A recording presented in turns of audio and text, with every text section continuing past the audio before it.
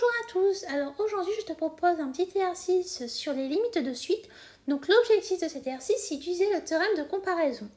Donc déjà dans un premier temps je vais te proposer de faire cet exercice de ton côté, donc de mettre la vidéo en pause.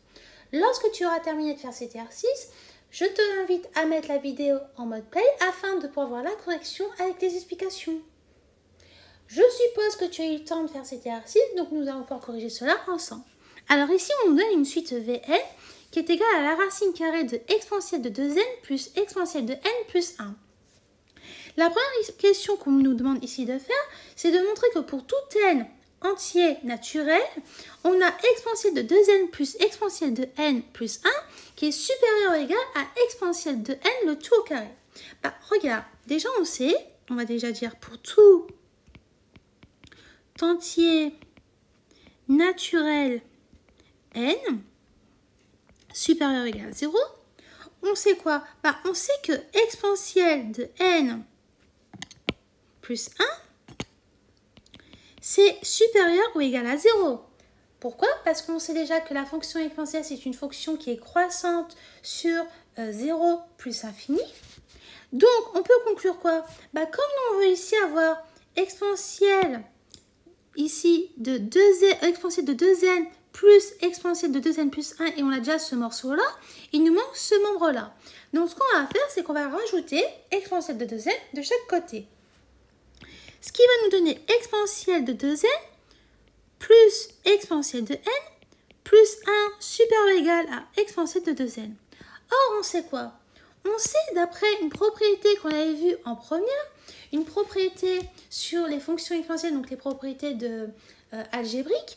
Donc, on sait que lorsqu'on a exponentielle de a, le tout à la puissance b, ça va nous donner exponentielle de a fois b.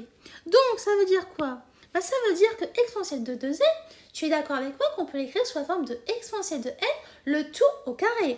Donc, si on reprend ici, ça va nous donner exponentielle de 2n plus exponentielle de n plus 1 supérieur ou égal à exponentielle de n, le tout au carré. Et c'est ce qu'on cherchait à montrer dans la première question. Donc, comme tu peux le constater, on a répondu à la première question. Maintenant, la question suivante. On nous dit en déduire que pour tout n, que Vn est supérieur ou égal à exponentielle de n. Comme on sait, Vn c'est égal à la racine carrée d'exponentielle de 2n plus exponentielle de n plus 1. Donc, comment on va faire pour montrer ça? Déjà, on sait que la fonction exponentielle, c'est une fonction qui est croissante sur 0 plus infini. Donc, on va écrire tout ça.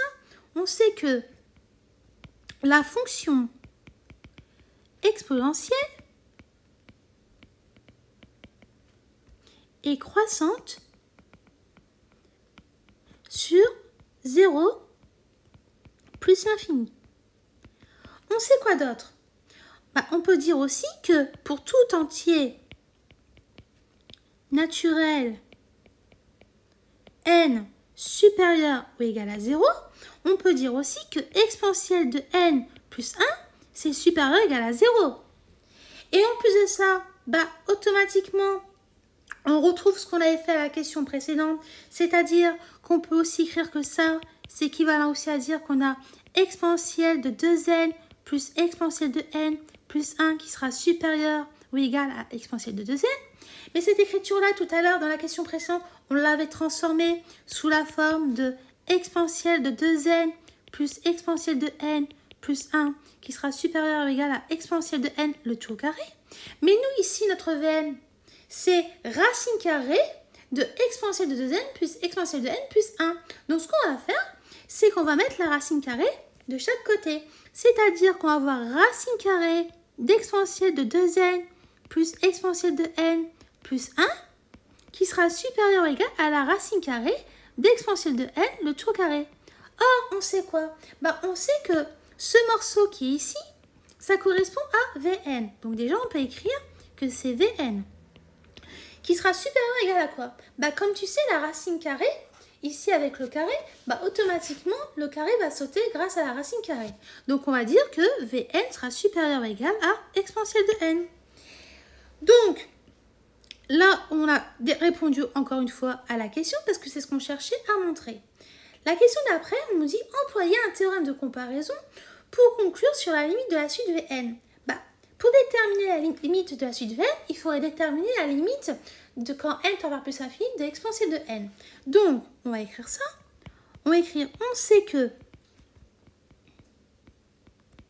d'après la question précédente, que Vn est supérieur ou égal à exponentielle de n. Mais ça veut dire quoi? Ça veut dire aussi que si on fait la limite quand n tend vers plus infini de n, on sait que ça tend vers plus infini. On sait aussi que la limite quand n tend vers plus infini de exponentielle de n, ça tend aussi vers plus infini. Donc si la limite quand n tend vers plus infini d'exponentielle n tend vers plus infini, donc on peut conclure que d'après le théorème de comparaison, que la limite de la suite de Vn quand n tend vers plus infini va tendre aussi vers plus infini. Donc d'après le théorème de comparaison,